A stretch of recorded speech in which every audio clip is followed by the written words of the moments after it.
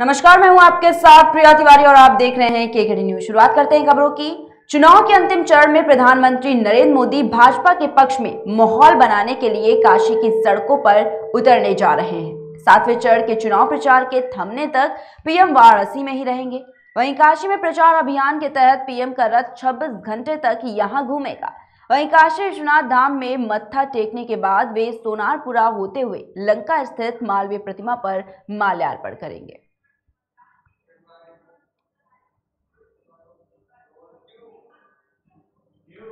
वहीं अब तक के सभी फेज में पूर्वांचल वोटिंग के मामले में सबसे पीछे रहा है और यहां अब तक हो चुके 5 चरण के तुलना में सबसे कम वोटिंग हुई है। वहीं बलिया की बांसडीह विधानसभा से भाजपा प्रत्याशी केतकी सिंह की सपा सुभाषपा समर्थकों में बूथ के बाहर झड़प और धक्का मुक्की का मामला सामने आया, जहां विवाद फर्जी वोटिंग कराने को लेकर हुआ, जिसमें वहां भगदड़ जैसा माहौल बन गया।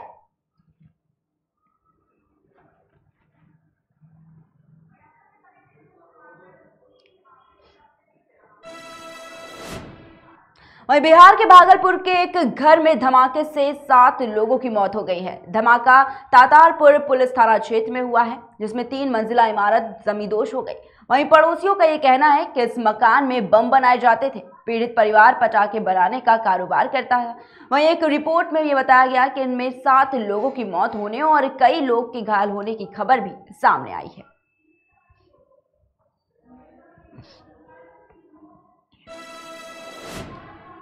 वहीं यूक्रेन और रूस की जंग अभी जारी है और इसी बीच यूक्रेन के अलग अलग शहरों से भारतीयों को वापस लाने के लिए भारत सरकार ऑपरेशन गंगा चला रही है। वहीं आज सुबह कीव में एक और भारतीय छात्र की गोली लगने की खबर सामने आई है। वहीं गोली उस वक्त चली जब छात्र भारत लौटने के लिए निकला था। ऐसे में इलाज के लिए छात्र को कीव वापस लौटना पड़ा है।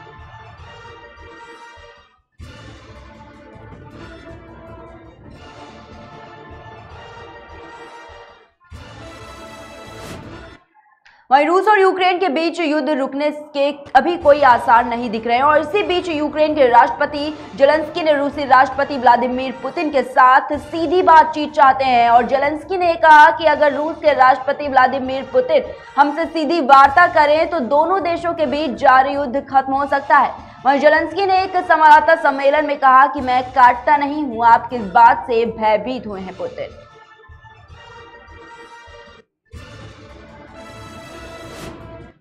वहीं उत्तर प्रदेश में छठे चरण की वोटिंग के दौरान बनारस में सुहेल देव भारतीय समाज पार्टी के प्रमुख ओम प्रकाश राजभर का अलग ही अंदाज दिखा। 7वें चरण की वोटिंग को लेकर काशी पहुंचे ओपी राजभर ने भोजपुरी अंदाज में लोगों से समाजवादी पार्टी की सरकार बनाने की अपील की। साथ ही पीएम मोदी और सीएम योगी पर भी खूब तंज कसे। सीएम योगी आदित्यनाथ पर तंज कसते हुए ओम प्रकाश राजभर ने कहा, कांग्रेस तो लड़ाई में है नहीं, बसपा नोटिस में नहीं, भाजपा की विदाई होना तय है। 10 मार्च को 10 बजे गाना बजेगा कि मेरे अंगने में तुम्हारा क्या काम। दूसरा गाना बजेगा कि चल सन्यासी मंदिर में। वहीं यूपी में समाजवादी पार्टी के साथ मिलकर विधानसभा चुनाव लड़ रही सुहेल देव भारतीय समाज पार्टी के राष्ट्रीय अध्यक्ष ओम प्रकाश राजभर ने यह दावा किया कि सत्तारूढ़ बीजेपी इस चुनाव में अब अस्तित्व की लड़ाई लड़ रही है।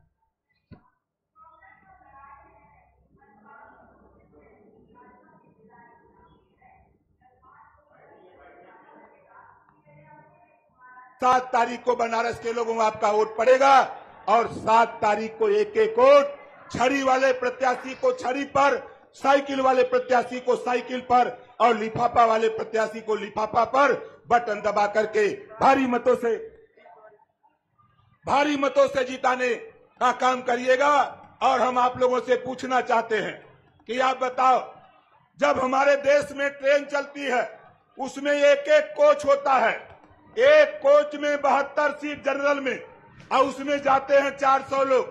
60 सीट होती है सेकेंड एसी में, उसमें जाते हैं 100 लोग, 50 लोग, 100 लोग। और जो स्लीपर क्लास है उसमें भी 72 सीटें होती हैं और उसमें भी जाते हैं 200-250 लोग। तो उस रेलगाड़ी की चालान नहीं होती है। लेकिन वहीं 50 सीटर बस है, उसमें 70-80-100 लोग जाते हैं, उस बस की भी चालान नहीं होती है। 9 सवारी पर जीप पास होती है, 18 लोग जाते हैं, उस पे चालान नहीं होती है।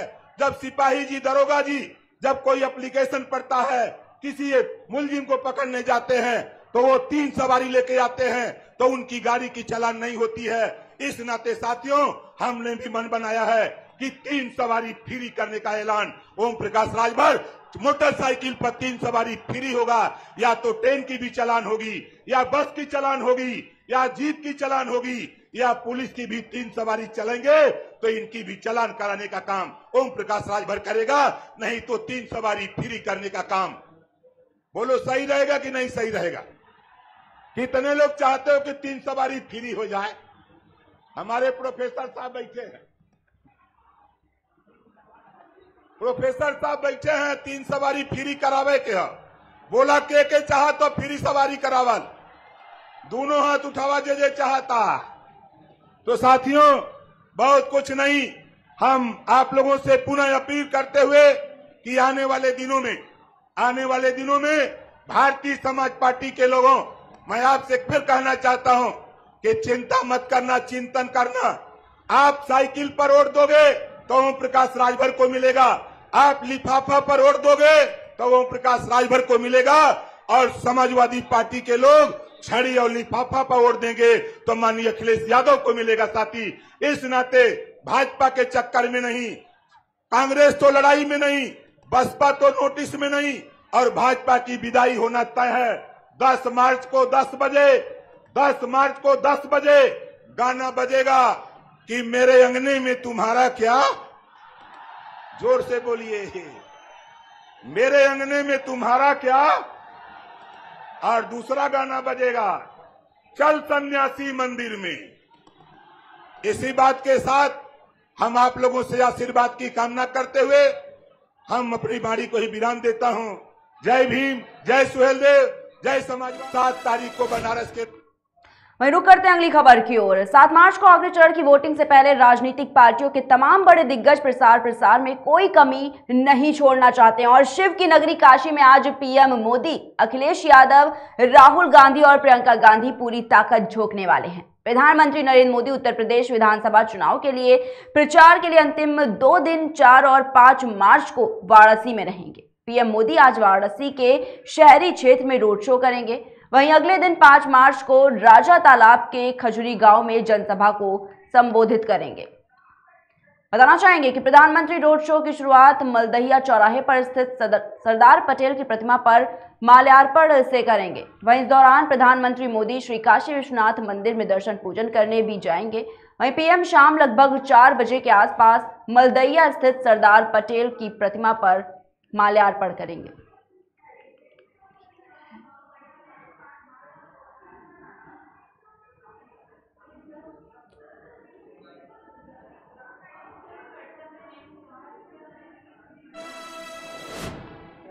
मैं बताना चाहेंगे कि उत्तर प्रदेश में छठे चरण का मतदान पूरा हो चुका है। बताना चाहेंगे कि राज्य के गृह विभाग से प्राप्त आंकड़ों के अनुसार शाम 7 बजे तक 55.79% मतदान की खबर है। वहीं विभाग के मुताबिक ये आंकड़े अंतिम है। वहीं 2017 के विधानसभा चुनावों की अगर बात करें तो इन 57 सीटों पर 56.47% मतदान हुआ था। वहीं राज्य के मुख्य निर्वाचन अधिकारी ने ये आंकड़े जारी किए हैं।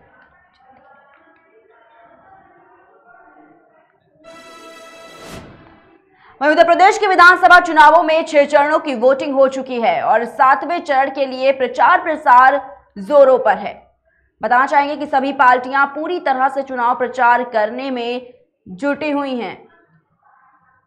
तो आज वाराणसी की अगर बात करें तो वहां पर भी कई बड़े नेता चुनावी प्रचार करने के लिए आगे आ रहे हैं।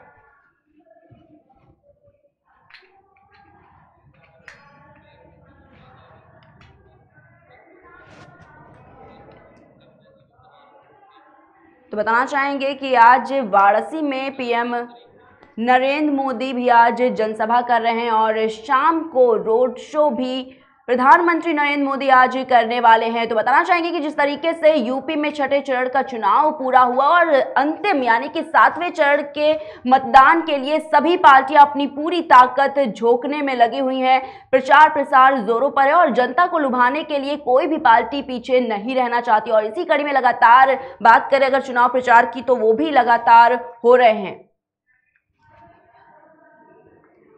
तो पीएम मोदी भी आज वाराणसी में जनसभा को संबोधित करने वाले हैं।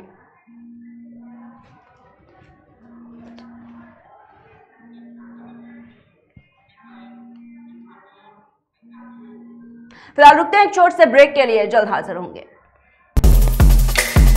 Feel the power of engine.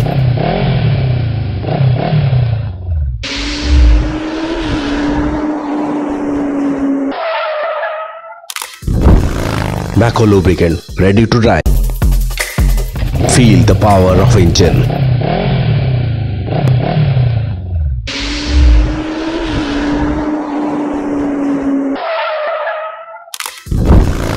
Macro lubricant ready to drive. Feel the power of engine.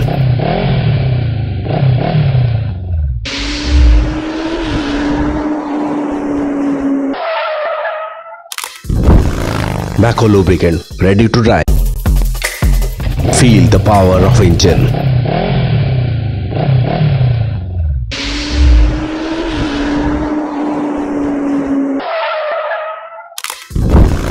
Macro lubricant ready to drive.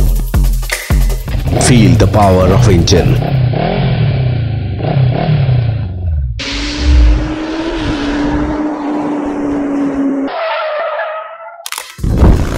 Macro lubricant ready to drive. Feel the power of engine.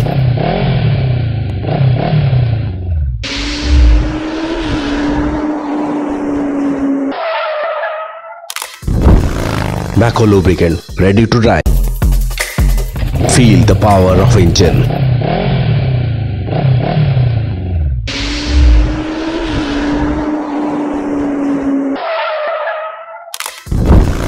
Macro lubricant ready to drive. Feel the power of engine.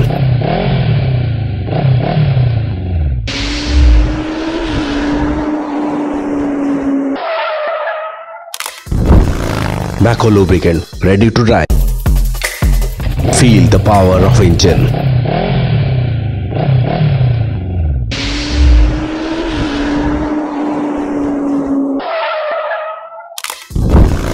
Macro lubricant ready to drive. Feel the power of engine.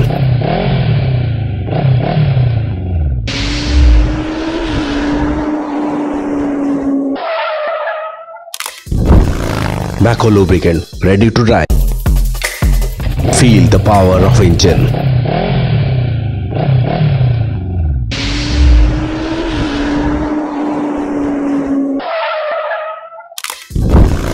Macro lubricant ready to drive. Feel the power of engine.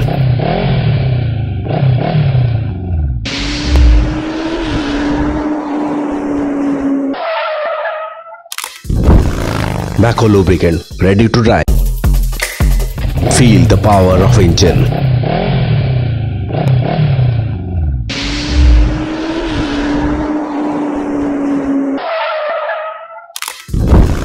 Macro lubricant ready to drive. Feel the power of engine.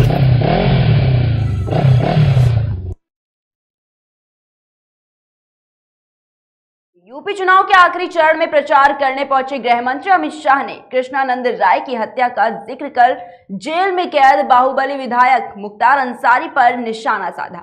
इस मौके पर उन्होंने कहा कि 5 साल की योगी सरकार में मऊ में किसी को भी दंगा करने की हिम्मत नहीं हुई और एक बार फिर बीजेपी को जिताने की अपील करते हुए गृह मंत्री ने कहा कि 10 साल तक दंगा नहीं होने देंगे। आपको बता दें कि प्रधानमंत्री नरेंद्र मोदी के बाद बीजेपी के नंबर 2 पर नेता गृह मंत्री अमित शाह मऊ में आए। मोहम्मदाबाद गोहना विधानसभा के क्षेत्र रानीपुर ब्लॉक स्थानीय इंटर कॉलेज के मैदान में आयोजित जनसभा में वो बाहुबली सदर विधायक मुख्तार अंसारी पर जमकर गरजे और इस दौरान उन्होंने कृष्णानंद राय की हत्या का जिक्र कर जेल में बंद मुख्तार अंसारी पर निशाना साधा। लगे हाथ अतीक अहमद व आजम खान का भी जिक्र करा। बताना चाहेंगे कि अमित शाह ने कहा कि 5 साल की योगी सरकार ने मऊ में किसी की दंगा करने की हिम्मत नहीं हुई। वहीं पूनम सरोज को जिताने के साथ ही फिर बीजेपी सरकार बनाने की अपील भी की।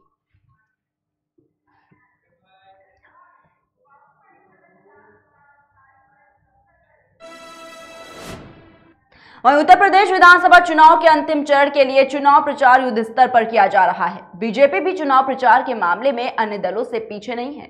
बीजेपी के स्टार प्रचारक प्रधानमंत्री नरेंद्र मोदी एक बार फिर काशी पहुंच रहे हैं और वह यहां 2 दिन के लिए रहेंगे। वह आज वाराणसी पहुंचेंगे और 7वें चरण के चुनाव प्रचार के खत्म होने तक यहीं रहेंगे। वहीं पीएम मोदी आज दोपहर रोड शो करेंगे और 5 मार्च को राजा तालाब के खजूरी में एक जनसभा को संबोधित भी करेंगे। वह इसके साथ ही पीएम मोदी आज प्रबुद्ध लोगों के साथ संवाद कार्यक्रम के अलावा पार्टी के पदाधिकारियों से भी चर्चा कर सकते हैं। पीएम मोदी आज वाराणसी में रोड शो करेंगे और इसके जरिए वह 3 विधानसभा क्षेत्रों में जाएंगे। पीएम मोदी का रोड शो मलदैया चौराहे से शुरू होकर लहुराबीर, कबीर चौरा, लोहाटिया, मैदागिन, नीची बाग चौक होते हुए बाबा विश्वनाथ धाम तक होगा। और इसके साथ ही पीएम मोदी बाबा विश्वनाथ से आशीर्वाद लेने के बाद सोनारपुरा 80 मार्ग होते हुए बीएचयू गेट जाएंगे। वहीं पीएम मोदी के रोड शो के लिए पूरे शहर को भगवा रंग दिया गया है और बीजेपी के झंडे और बैनर पोस्टर के जरिए वाराणसी को पाट दिया गया है। बीजेपी के क्षेत्र अध्यक्ष महेश चंद्र श्रीवास्तव ने यह कहा कि काशीवासी अपने सांसद और देश के प्रधानमंत्री का भव्य स्वागत करने के लिए बीजेपी कार्यकर्ताओं में काफी ज्यादा उत्साह भी देखने को मिल रहा है।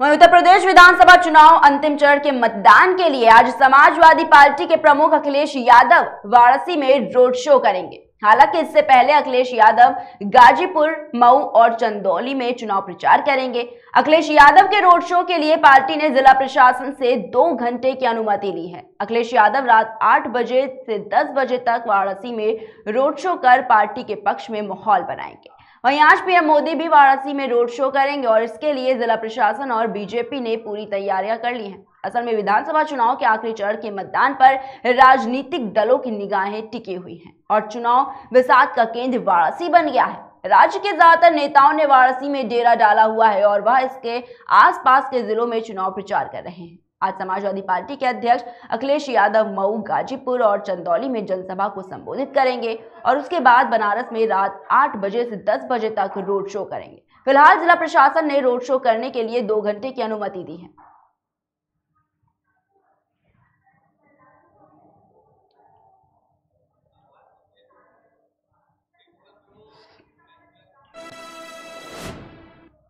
वहीं रूस और यूक्रेन के बीच जारी युद्ध में अमेरिका सक्रिय भूमिका निभा रहा है। हालांकि प्रत्यक्ष रूप से सामने आने की बजाय अमेरिका ने रूस पर तमाम तरह के प्रतिबंध लगाए हैं। कुछ दिन पहले राष्ट्रपति बाइडेन ने रूस के लिए अमेरिका का एयर स्पेस भी बंद कर दिया। इन प्रतिबंधों के चलते रूस की अर्थव्यवस्था पर भारी असर भी पड़ रहा है। लेकिन अब अमेरिका की तरफ से रूस को एक प्रस्ताव दिया गया है जिसके बाद ये सभी प्रतिबंध हटाए जा सकेंगे। इस प्रस्ताव में स्पष्ट रूप से यूक्रेन पर हो रही सैन्य कार्रवाई को रोकने की बात कही गई है। यदि रूस यह युद्ध समाप्त कर देता है तो उस पर लगे सभी प्रतिबंध हटाए जा सकते हैं। अभी तक रूस की तरफ से इस प्रस्ताव पर कोई प्रतिक्रिया नहीं दी गई है।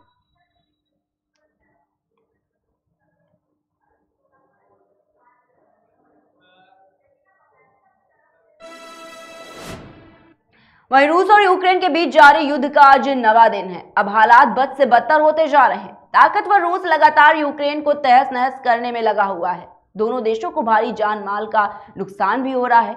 और इसी बीच खबर है यूक्रेन में एनरहोदोर शहर में रूस ने बड़ा हमला कर दिया है। जी हां, यूक्रेनी अधिकारी ने यह दावा किया है कि इस अटैक के बाद स्थित यूरोप के सबसे बड़े परमाणु ऊर्जा केंद्र से धुएं के गुब्बार उठते दिखाई दे रहे हैं, जिसके बाद यूक्रेन के विदेश मंत्री दिमित्रो कुलेबा ने रूसी सैनिकों से यूरोप के सबसे बड़े न्यूक्लियर पावर प्लांट पर हमला बंद करने की बात कही है।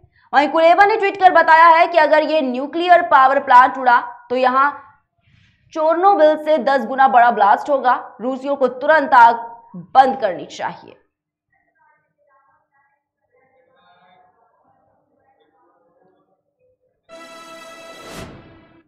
वहीं रूस के राष्ट्रपति व्लादिमीर पुतिन ने जब से अपने परमाणु सेना को हाई अलर्ट पर किया है, इसके बाद से यूक्रेन के आसपास के यूरोपीय देशों में परमाणु हमले का खौफ आ गया है। मध्य यूरोपीय देशों में यह डर और भी ज्यादा देखने को मिल रहा है। परमाणु सेना के अलर्ट पर आने की खबर के बाद मध्य यूरोपीय देशों में आयोडीन की खपत बढ़ गई है। लोगों का ये मानना है कि अगर परमाणु हमला होता है तो आयोडीन उन्हें रेडिएशन से बचा लेगा।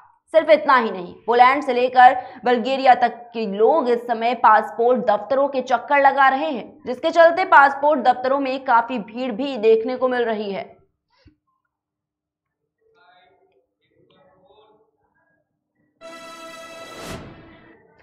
वहीं उत्तर प्रदेश के विधानसभा चुनाव चल रहे हैं, जहां 6 चरणों के चुनाव हो चुके हैं, जबकि 1 चरण का चुनाव अभी बाकी है। और इसी बीच कांग्रेस नेता प्रियंका गांधी वाड्रा चंदौली में गुरुवार को जनसभा को संबोधित करने पहुंची। वहीं सभा को संबोधित करते हुए प्रियंका गांधी ने केंद्र की मोदी सरकार और सूबे की योगी सरकार पर जमकर निशाना साधा। वहीं समाजवादी पार्टी को भी उन्होंने अपने आड़े हाथों लिया है।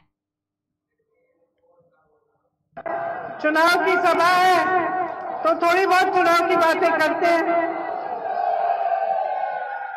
बताइए, आपकी सबसे बड़ी समस्याएं क्या है आज? कड़वा तेल महंगा हो गया है, 250 रुपए में मिल रहा है। एक दिहाड़ी कितनी है? 250 की दिहाड़ी और 250 का तेल। बढ़िया। महंगाई बहुत बढ़ गई है। बेरोजगारी, कितने नौजवान हैं यहाँ?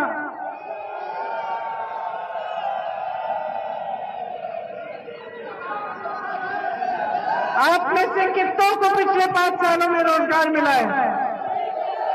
नहीं मिला। ठीक है, तो महंगाई समस्या है, बेरोजगारी समस्या है। मेरे किसान भाइयों, छुट्टा जानवर है, बड़ी समस्या है आपके लिए। आपको उपज की दाम नहीं मिल रहा, सही है ये? सही बात है। किसान कितने हैं यहाँ? बड़ी बड़ी समस्या है आपकी भी। और मेरी बहनें, आप महंगाई का सामना करती हैं, सबसे ज्यादा बोझ तो आप ही के कंधों पर है। घर संभालती हैं, खेती में काम करती हैं, घर पे जितने भी परिवार के सदस्य उनकी देखभाल करती हैं। तो मुख्य तौर से मैं ये धान नहीं खरीद रहे हैं। किसान बहुत परेशान है। और जो छोटे दुकानदार, छोटे व्यापारी हैं, वो भी परेशान हैं। वो भी कमा नहीं पा रहे हैं सरकार की नीतियों से। तो महंगाई, बेरोजगारी, जो किसानों की समस्याएं हैं, जो महिलाओं पर अत्याचार हो रहे हैं, जो छोटे व्यापारी, छोटे दुकानदार, उनकी समस्याएं, ये है ना आपकी समस्याएं? सही है? तो जब महंगाई आपके घर आती है तो क्या दरवाजा खटखटा के पूछती है कि आपका धर्म क्या है, आपकी जाति क्या है? नहीं पूछती, आ जाती है। हाँ? और जब बेरोजगारी आती है तो क्या बेरोजगारी पूछती है कि भाई तुम किस जाति के हो, तुम किस धर्म के हो? चलो ये दरवाजा छोड़ देता हूं, मैं उसके घर चले जाता हूं। पूछती है बेरोजगारी? नहीं पूछती। ठीक है, तो जो छोटा जानवर आपका खेत चलता है तो क्या पहले चलने से पहले पूछता है कि भाई ये किसका खेत है? ये हिंदू का खेत है या मुसलमान का खेत है?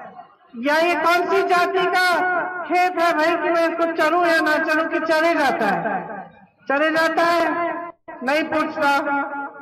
अच्छा, विकास आया, सड़क बन गई आपकी, क्या सड़क पे लिखते हैं कि इस पे सिर्फ एक धर्म, एक जाति के लोग चलेंगे? नहीं लिख सकते ना। मान लो अगर सड़क बन जाती है, अगर बिजली के तार लगते हैं तो क्या वो तार कहीं किसी के घर पे पहुंचकर घूम जाते हैं कि भाई इस धर्म के घर में हमें नहीं जाना, हम तो दूसरे घर में जाएंगे? क्या बोलता है तार ऐसे? नहीं ना, बिजली का तार है, सब जगह जाता है। उद्योग लगता है तो उद्योग के दरवाजे पे थोड़ी ना लिखा होता है कि भाई सिर्फ इसी धर्म के लोग काम करेंगे यहाँ और दूसरों को नहीं काम देना हमें। नहीं होता ना ऐसे। तो अब मुझे बताओ कि ये जो तीनों दल के जो नेता हैं, बहुजन समाज पार्टी के, समाजवादी पार्टी के, भाजपा के, ये फिर क्यों धर्म जाति धर्म? वहीं रूस ने यूक्रेन में यूरोप के सबसे बड़े न्यूक्लियर पावर प्लांट पर हमला कर दिया है और इस हमले के बाद ग्लोबल मार्केट में भयानक बिकवाली दिख रही है। इधर अमेरिकी फेडरल रिजर्व ने भी साफ कर दिया है कि इस महीने इंटरेस्ट रेट में बढ़ोतरी कर दी जाएगी। इन घटनाओं के बीच आज सुबह सेंसेक्स 450 अंकों की गिरावट के साथ 54,653 के स्तर पर, निफ्टी 159 अंकों की गिरावट के साथ 16,329 के स्तर पर खुला है। वहीं सुबह के 10 बजे सेंसेक्स 828 अंकों की गिरावट के साथ 54,274 के स्तर पर और निफ्टी 235 अंकों की गिरावट के साथ 16,262 के स्तर पर ट्रेड कर रहा था। वहीं फेड की घोषणा और रूस के हमले में तेजी से गोल्ड और क्रूड ऑयल की कीमत में उछाल भी देखा जा रहा है।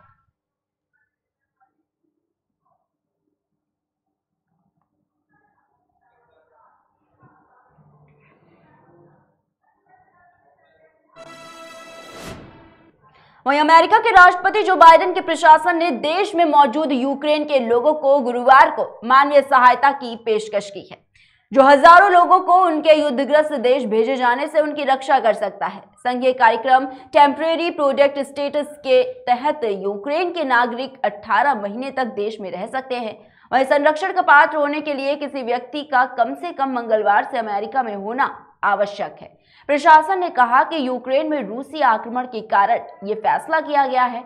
वहीं आक्रमण से एक बड़ा मानवीय संकट पैदा हो गया है, जिससे 10 लाख से अधिक लोग देश छोड़कर चले गए हैं।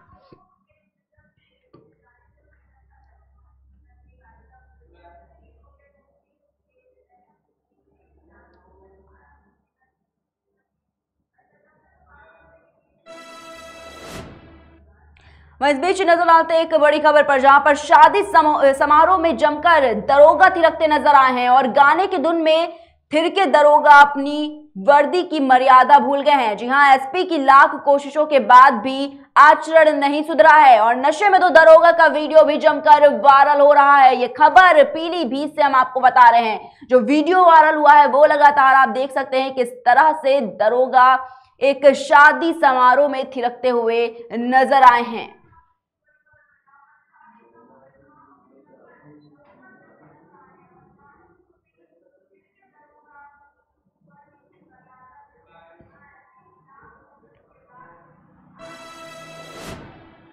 वहीं व्यक्ति की आत्महत्या के प्रयास में बड़ी कार्रवाई की गई है। एसपी ने दरोगा और ओपी यादव को निलंबित किया है। कल एसपी ऑफिस में आत्महत्या का प्रयास किया था।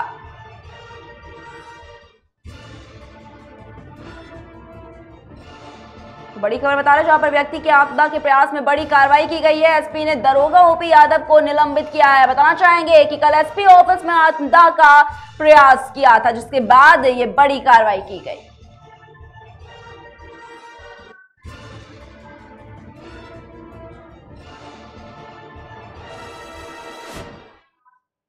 वहीं बात प्रयागराज की करेंगे, जहां पर प्रयागराज में 1196 मतगणना कर्मी वोटों की गिनती करेंगे। 6 और 9 मार्च को 2 बार में दिया जाएगा प्रशिक्षण। बताना चाहेंगे कि 70 मास्टर ट्रेनर प्रशिक्षण देंगे। तो ये बड़ी खबर इस वक्त की आपको बता रहे हैं, जहां पर प्रयागराज में 1196 मतगणना कर्मी वोटों की गिनती करेंगे। 6 और 9 मार्च को 2 बार उनको प्रशिक्षण भी दिया जाएगा। 70 मास्टर ट्रेनर प्रशिक्षण देंगे। तो बड़ी खबर इस वक्त की आपको लगातार बता रहे हैं प्रयागराज से। ये बड़ी खबर है, जहां पर 1196 मतगणना कर्मी वोटों की गिनती करेंगे। वहीं 6 और 9 मार्च को 2 बार प्रशिक्षण भी दिया जाएगा। साथ ही बताना चाहेंगे कि 70 मास्टर प्रशिक्षण की ट्रेनिंग भी दे रहे हैं।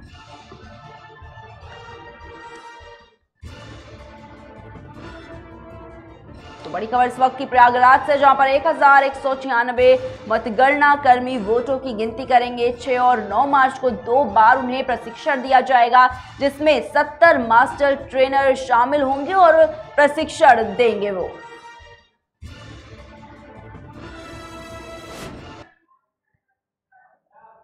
फिलहाल रुकते हैं एक छोटे से ब्रेक के लिए, जल्द होंगे हाजिर।